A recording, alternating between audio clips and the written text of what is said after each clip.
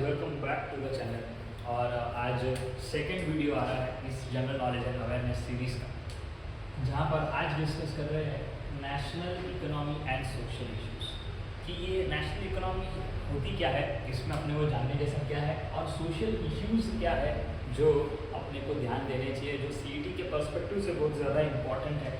जैसे कि मैंने आपको कहा था कि आपको बाकी जो भी सब्जेक्ट्स है उसकी प्रिपरेशंस करनी है, तो ऑलरेडी प्लेलिस्ट क्रिएटेड है, पिछले साल की प्लेलिस्ट है और नए टॉपिक्स तो खाली इसी सब्जेक्ट के अंदर आते हैं, इसलिए इसके बैक टू बैक वीडियोज आ रहे हैं। बाकी के भी आएंगे, बट फिलहाल अगर आपको उसकी प्रिपरेशंस करनी है तो पिछले साल की प्लेलिस्ट से आप कर सकते हैं, जो आपको मेरे चैनल के प्लेलिस्ट सेक्शन में मिल जाएगा। काफ़ी लोगों का प्यार है उस पर, ऑलमोस्ट 20,000 लोगों का ट्रस्ट है। सुपर रिजल्ट्स हमने जनरेट किए हमारे टेलीग्राम चैनल के जरिए। आप देख सकते हैं कि कैसे बच्चों के रिजल्ट्स आए हैं। सारे ही पीडीएफ नोट्स जो कि बाकी सब्जेक्ट के वो ऑलरेडी उसमें अपलोडेड है, वहाँ से आप सारे नोट्स डाउनलोड करके भी प्रिपरेशन से स्टार्ट कर सकते हैं। तो चलिए बढ़ते हैं वीडियो में आज के टॉपिक की तरफ। और पहला जो टॉपिक है वो है इकोनॉमिक इंडिकेटर्स। तो ऐसे ही कौन से इकोनॉमिक इंडिकेटर्स हैं जिसके हमें बहुत ही ज़्यादा नॉलेज होने की ज़रूरत है, जिसके ऊपर क्वेश्चन आए तो हम ब्लैंक ना हो जाए, इसीलिए बहुत ही शॉर्ट एंड सिंपल तरीके से टॉपिक को कवर किया गया है।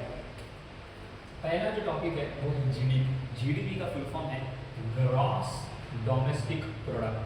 ग्रॉस डोमेस्टिक प्रोडक्ट का मतलब क्या भाई, फुल फॉर्म बता दिया तो फुल फॉर्म बहुत इंपॉर्टेंट है, बिकॉज एमसीक्यू में फुल फॉर्म आ सकता है। तो फुल फॉर्म हो गया ग्रॉस डोमेस्टिक प्रोडक्ट, और इसका पूरा का पूरा मीनिंग क्या होता है, total value of goods and services produced. Total value of goods and services produced within a country's border in specific time period। क्या टोटल वैल्यू ऑफ क्या गुड्स और सर्विस, मतलब गुड्स और सर्विस कितना प्रोड्यूस किया एक देश के बॉर्डर के अंदर, बॉर्डर के बाहर नहीं, बॉर्डर में ही कितना प्रोड्यूस हुआ है, और वो भी स्पेसिफिक टाइम पीरियड में। ये सारी इंपॉर्टेंट चीज़ें थी जीडीपी के रिलेटेड। अब कुछ इंपॉर्टेंट फिगर्स FY 2024 मतलब फर्स्ट ईयर ऑफ 2024 के अकॉर्डिंग इंडिया की जीडीपी ग्रोथ थी 6.3%। तो ये फिगर्स आपको ध्यान देने की ज़रूरत है कि जीडीपी का फुल फॉर्म क्या होता है, जीडीपी का मतलब क्या होता है। और फर्स्ट ईयर 2024 FY 2024 के according financial year 2024, sorry first year नहीं, फाइनेंशियल ईयर 2024 के अकॉर्डिंग जीडीपी ग्रोथ कितना था, तो 6.3% था। अब फैक्टर्स क्या है, तो फैक्टर्स देखिए जिनके कारण हमारी जीडीपी बढ़ी। क्या फैक्टर्स है, पहला फैक्टर है कंज्यूमर स्पेंडिंग बढ़ गया है, अप हुआ है, कंज्यूमर स्पेंडिंग बढ़ गया है, लोगों के पास पैसे थोड़े आ गए हैं और उस हिसाब से लोग अब बचाने की तरफ ज़्यादा रुख ना रखते हुए स्पेंडिंग बहुत कर रहे हैं, अच्छा खासा पैसा खर्च कर रहे हैं, अच्छी लाइफस्टाइल के पीछे, अच्छे स्टैंड ऑफ लिविंग के पीछे लोग आज अच्छा स्पेंड कर रहे हैं, इसके कारण हमारी जीडीपी बढ़ रही है। सेकेंड जो है वो है गवर्नमेंट इन्वेस्टमेंट। गवर्नमेंट की इन्वेस्टमेंट बहुत ज़्यादा है इंफ्रास्ट्रक्चर के अंदर, नए नए इंफ्रास्ट्रक्चर प्रोजेक्ट आप देख सकते हैं। मुंबई में बन रहा है कोस्टल लाइन प्रोजेक्ट, जो कोस्टल रोड बन रहा है वो है, नए नए मेट्रोज हर जगह खुलते जा रहे हैं, बहुत सारे अलग अलग टाइप के अटल सेतु बना हुआ है, ऐसे सारे बहुत सारे इंफ्रास्ट्रक्चरल प्रोजेक्ट जो बड़े बड़े हैं, जो नेक्स्ट लेवल चीज़ें हैं वो फिलहाल गवर्नमेंट कर रही है, जिसके कारण इंफ्रास्ट्रक्चर बूस्ट मिलते ही कहीं ना कहीं कंज्यूमर के जो स्टैंडर्ड ऑफ लिविंग है वो बढ़ जाते हैं। इंडस्ट्रीज़ के लिए जो बाकी सारे एडेड एक्टिविटीज़ होते हैं उसको हेल्प हो जाती है, और उसके कारण कहीं ना कहीं जीडीपी अफेक्ट होता है पॉजिटिव मैनर में। और थर्ड जो इम्पोर्टेंट फैक्टर है जिसके कारण जीडीपी बढ़ रहा है वो है ग्लोबल डिमांड। ग्लोबल डिमांड बहुत बढ़ रहा है आजकल, अपने साथ काफ़ी सारे गुड्स एक्सपोर्ट हो रहे हैं, ट्रेड से लेकर डिफेंस आइटम और काफ़ी सारी और नेसेसिटी आइटम्स हम अभी एक्सपोर्ट कर रहे हैं। तो आप देख रहे हो कहीं ना कहीं पिछले साल ऑयल की भी बात चल रही थी, लोग रशिया से खरीद रहे थे और उसे प्रोसेस करके अच्छे दाम में यूरोप को बेच रहे थे। तो ये भी एक ग्लोबल डिमांड का पार्ट आ जाता है, जिससे हमने जीडीपी जो है वो बढ़ी है। अब सब अच्छा हो नहीं सकता, कुछ चैलेंजेस है हमारे सामने जिसे हमें टैकल करना है, जिससे ये रेट और बढ़े ना कि घटे। तो वो चैलेंजेस क्या है, पहला चैलेंज है इन्फ्लेशन। इन्फ्लेशन यानी महंगाई, महंगाई बढ़ रही है। महंगाई अगर बढ़ते रही तो कहीं ना कहीं अपने जीडीपी जो है उसमें प्रॉब्लम आने स्टार्ट हो जाएंगे। और जियो पॉलिटिकल टेंशन अब आप देख रहे हैं हर जगह कोई ना कोई वॉर चल रहा है, और वो वॉर के कारण हो सकता है कि कंडीशंस बहुत ही बेकार हो जाए, वर्स्ट हो जाए, और हमारे इंडस्ट्रीज, हमारे कंज्यूमर स्पेंडिंग, ये जो भी हमने पॉजिटिव्स देखे ये सब नेगेटिव में तब्दील हो जाए, जिससे और इसीलिए ये दो चैलेंजेस रहे हैं जीडीपी के लिए। आगे देखते हैं नेक्स्ट जो टॉपिक है वो है इन्फ्लेशन। इन्फ्लेशन मतलब जो हमने ऑलरेडी डिस्कस किया महंगाई, तो उसका इंग्लिश डेफिनेशन देखते हैं। Rate at which the general level of prices of goods and services राइसेस, मतलब वो रेट जिससे हमें पता चलता है कि हमारे price of goods and service बढ़े और कितने बढ़े।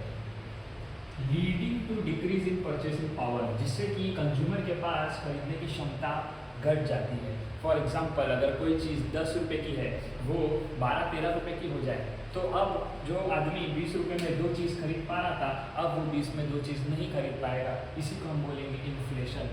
और इसी के लिए एक इंडेक्स निकलता है जिसको हम बोलते हैं कंज्यूमर प्राइस इंडेक्स, जिसका शॉर्ट एंड सिंपल नाम है CPI। क्या नाम है? CPI।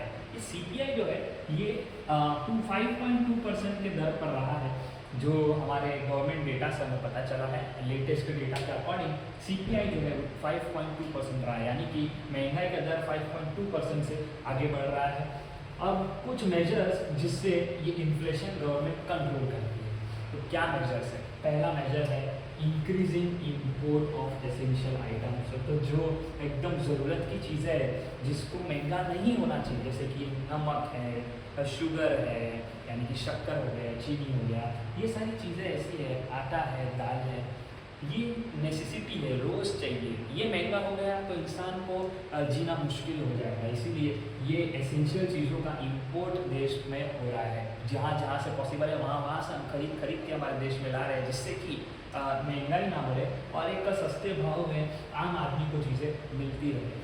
सेकेंड है release of buffer stock. Buffer stock क्या होता है? तो गवर्नमेंट कुछ चीज़ें बफर में रखती है, कुछ दाल, कुछ क्या बोलते हैं वीट, राइस, ऐसी सारी चीज़ें वो बफर में रखती ताकि ज़रूरत के समय पे हमारे पास भूखमरी जैसे हालत ना हो जाए, कहीं ना कहीं से हम वो रिलीज़ कर सकते हैं। और यहाँ पे भी कर रहे हैं हम लोग, जो भी है बफर में उसको रिलीज़ कर रहे हैं ताकि मार्केट में सप्लाई कम ना हो, मार्केट में बहुत सप्लाई हो और महंगाई ना बढ़े। और उसके बाद जो है वो है एडजस्टिंग मॉनेटरी पॉलिसीज़। तो RBI जो है हमारी रिजर्व बैंक ऑफ इंडिया, ये मॉनेटरी पॉलिसीज़ को टाइम टू टाइम एडजस्ट करती रहती है। रेपो रेट्स वगैरह उसके डिटेल में नहीं जाऊँगा, बट ये सारी चीज़ें जो है वो उसके थ्रू पैसे का जो फ्लो है उसको कंट्रोल करती है और उससे महंगाई का दर कंट्रोल में रहता है। उसके बाद है नेशनल स्कीम्स। नेशनल स्कीम्स क्या है? तो कुछ ऐसे सोशल स्कीम्स हैं जो नेशनल इम्पोर्टेंस रखते हैं और ये स्कीम्स के कारण काफ़ी सारे बदलाव भी हुए हैं। वीडियो में आगे बढ़ने से पहले मैं ये कहना चाहूँगा कि मैं जो भी यहाँ पे बता रहा हूँ वो कोई पॉलिटिकल गेम या कोई पॉलिटिकल पार्टी के सपोर्ट में नहीं है। आपको ये टॉपिक्स उस हिसाब से पढ़ने हैं कि इस पर्टिकुलर क्वेश्चन के या इस पर्टिकुलर टॉपिक के लिए कोई क्वेश्चन MCQ आ रहा है तो वो सही होना चाहिए अपना, बस अपन वो लिहाज से टॉपिक को कवर कर रहे हैं। बस वही चीज़ मैं आपको वीडियो में आगे बढ़ने से पहले बोलना चाहता हूँ। और अब तक अगर आप चैनल पर नए हैं, वीडियो पसंद आ रही है तो लाइक कर दीजिए और कमेंट में अपना प्यार ज़रूर बताइए। आगे बढ़ते हैं। फर्स्ट स्कीम जो है वो है PM जन धन योजना, जिसको हम बोलते हैं PMJDY। ये योजना चालू की इन 2014 मोदी सरकार के आते ही सबसे पहली स्कीम जो स्टार्ट हुई वो ये थी। अब इसका एम क्या था, क्यों किया गया था भाई? ये to ensure access to financial services, कि भाई हर किसी को ना फाइनेंशियल सर्विस का एक्सेस मिले, कोई वंचित ना रह जाए फाइनेंशियल सर्विस से। कोई बैंक अकाउंट खुलवाता नहीं था पहले, बिकॉज खुलते ही नहीं थे कोई बैंक अकाउंट, मिनिमम अमाउंट रखना पड़ता था, लोगों के पास उतने पैसे नहीं थे। यहाँ पे इस स्कीम ने सबको बैंक अकाउंट खोलने पर मजबूर कर दिया और सबको फाइनेंशियल सर्विस का एक्सेस दे दिया। इसके अचीवमेंट्स क्या रहे हैं? तो 48 करोड़ बैंक अकाउंट खुल चुके हैं और उनमें टोटल 1.97 लाख करोड़ रुपीज़ का क्या कहते हैं बैलेंस इन अकाउंटों में है। ये डेटा है दिसंबर 2024 के अकॉर्डिंग। क्या 48 करोड़ बैंक अकाउंट में 1.97 लाख करोड़ रुपीज़ जमा हो चुके हैं। तो ये पैसे जो बैंक में आ ही नहीं रहे थे, जो सिस्टम में आ ही नहीं रहे थे, वो इस स्कीम के कारण मेन स्ट्रीम सिस्टम में आए और काफ़ी बेनिफिट हुआ। तो ये पहली स्कीम हो गई PM जन धन योजना। सेकेंड योजना है PMAY, जिसको हम बोलते हैं प्रधानमंत्री आवास योजना। ये स्टार्ट हुई थी 2015 में। इसका मेन एम था अफोर्डेबल हाउसिंग देना, सबको एक कम दाम में एक अफोर्डेबल प्राइस में घर देना। अभी इनकी क्या अचीवमेंट्स रही है? 1.18 करोड़ घर को सैंक्शन किया है, मतलब बोल दिया है कि हम बनाकर देंगे 1.18 करोड़। और उनमें से कंप्लीट कितने किए हैं? 75 लाख कंप्लीट करके दे दी है, लोगों को चाबी दे दी है, घर में रहना शुरू कर दिया है।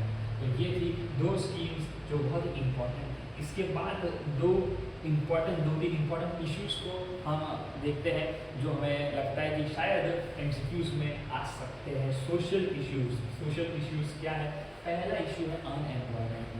अनएम्प्लॉयमेंट बहुत ही बड़ा इशू है और ये इशू का अगर डेटा माने तो 7.2% से अनएम्प्लॉयमेंट बढ़ रहा है। अनएम्प्लॉयमेंट मतलब क्या कि आपको काम नहीं मिल रहा है, आपको जॉब नहीं मिल रही, आप घर पे ऐसे ही बैठे हो, और ये 7.2% बहुत ही हाई रेट है और ये भी बढ़ते जा रहे हैं।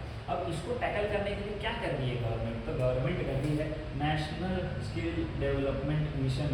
नेशनल स्किल डेवलपमेंट मिशन मतलब लोगों को स्किल्ड कर दो, लोगों के अंदर इतने सारे अलग अलग स्किल्स डेवलप कर दो कि उन्हें स्किल्स के बेसिस पे काम मिले।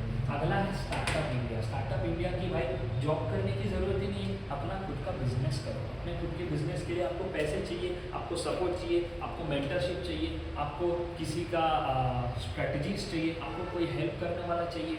तो ये सारी चीज़ें स्टार्टअप इंडिया के तहत गवर्नमेंट ऑफ इंडिया कर रही है ताकि ये अनएम्प्लॉयमेंट रेट जो है उसको हम टैकल कर पाए। नेक्स्ट जो है वो है पॉवर्टी। तो पॉवर्टी जो है ये कम हो रही है। ये मैं नहीं कह रहा हूँ, ये गवर्नमेंट नहीं कह रही है, ये कह रही है वर्ल्ड बैंक। वर्ल्ड बैंक बोल रही है इंडिया का गरीबी का स्तर गिर रहा है, बट प्रॉब्लम ये है कि फिर भी वो नंबर इतना बड़ा है कि अभी भी बहुत काम बाकी है। और इसीलिए गवर्नमेंट की बहुत सारी स्कीम्स है जो सालों साल हर गवर्नमेंट फॉलो कर रही है, कुछ नया कर रही है, कुछ जूने को कैरी कर रही है। ऐसा करते करते सबका एम एक ही है कि गरीबी हट जानी चाहिए। पहला स्कीम जो है वो है पीएम गरीब कल्याण योजना। प्रधानमंत्री गरीब कल्याण योजना के तहत जब कोविड आया था तो कोविड में सबकी पैसे कमाने की क्षमता खत्म हो चुकी थी, जॉब से निकाला जा रहा था, बिजनेस ठप हो गए थे। उन टाइम पे गरीब वो थे जो सबसे ज़्यादा हर्ट थे, सबसे ज़्यादा उन्हें प्रॉब्लम हो रहा था, और उन्हीं के लिए पीएम गरीब कल्याण के अंदर एक पैसा फिक्स्ड अमाउंट और खाना का श्योरिटी दिया गया था। नेक्स्ट है NFSA, national food security act. National food security act के तहत पब्लिक डिस्ट्रीब्यूशन सिस्टम यानी कि PDS के तहत खाना बांटा जाएगा, राशन बांटा जा रहा था, जहाँ में तेल, मसाले, दाल, चावल सब कुछ बांटा जाता है at a very very low rate. 2 रुपये, 3 रुपये, 4 रुपये के भाव में ये सारी चीज़ें दी जाती है ताकि हर एक गरीब के घर में एटलीस्ट हर महीने एक अच्छा खाना बने, 2 टाइम की रोटी बने। इसी का ये मेन एम है NFSA का। उसके बाद आता है आपका MG नरेगा। MG नरेगा क्या है? तो महात्मा गांधी नेशनल एम्प्लॉयमेंट का जो स्कीम है, यहाँ पे बोला जाता है 100 डेज ऑफ वेज एम्प्लॉयमेंट। 100 दिन के लिए आपको काम दिया जाएगा। जो लोग इस स्कीम के अंदर तहत है उनको 100 डेज के लिए वेज बेस्ड पे एम्प्लॉयमेंट यानी रोज़ का जो पैसा मिलता है, वेज सिस्टम, रोज़ का रोज़ पैसा मिलता है। 100 दिन तक काम गवर्नमेंट कंपलसरी देगी ही देगी। लास्ट इम्पॉर्टेंट टॉपिक जो है वो है हेल्थ केयर। हेल्थ केयर एक ऐसा टॉपिक है जो बहुत इंपॉर्टेंट है। अगर आप अपने पॉपुलेशन की हेल्थ नहीं संवारोगे तो फिर आपको आगे जाके बहुत सारे क्राइसिस हो सकता है। उसी को ध्यान में रखते हुए गवर्नमेंट ऑफ इंडिया काफ़ी ज़्यादा सख्त कदम उठा रही है। इसमें सबसे पहला है आयुष्मान भारत योजना, जिसके अंदर हम 100 करोड़ गरीब लोगों को इंश्योरेंस दे रहे हैं, जिससे कि कौन सा इंश्योरेंस? Health insurance. तो समझो आगे चल के अगर उनकी हेल्थ बिगड़ती है, कुछ होती है, तो कैसे आपको सेविंग्स मारने की, तोड़ने की ज़रूरत नहीं है, बल्कि इंश्योरेंस, मेडिकल इंश्योरेंस के तहत ही आपका इलाज मुफ्त में हो जाएगा। सेकंड जो है वो है national health mission. National health mission क्या है?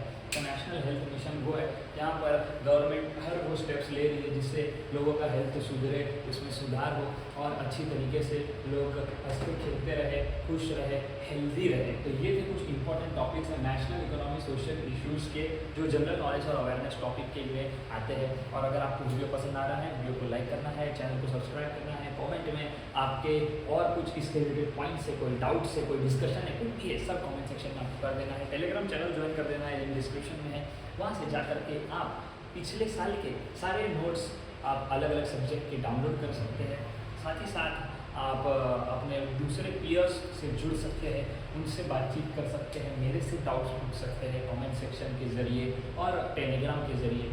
और इतना ही कहना चाहूँगा कि अगर आपको कोई भी टॉपिक में कभी भी डाउट आए तो आपको शंका मत रखिए अपने अंदर, आप बिंदास पूछ सकते हैं कमेंट के ज़रिए। और फर्स्ट वीडियो अगर आपने नहीं देखा है तो ज़रूर इसके पहले जा करके देखिएगा, उसमें भी काफ़ी सारे इंपॉर्टेंट टॉपिक्स कवर्ड है। और उससे पहले भी हमने एक वीडियो डाला है जहाँ पे आपको बताया गया है, अगर आप CET के बारे में एकदम ही ब्लैंक हो, आपको कुछ नहीं पता, तो वहाँ पर पूरी चीज़ें डिटेल में बताएं कि कैसे शुरू करें, क्या क्या कवर करना है, कब करेंगे, कैसे करेंगे, सब चीज़ उसमें बताइए, जिससे आप टेंशन फ्री होकर जितना भी टाइम आपका बाकी है 30 अप्रैल तक आप अपनी बेस्ट तैयारी करके जाइए। तो मिलते हैं नेक्स्ट वीडियो में, तब तक के लिए bye bye and take care.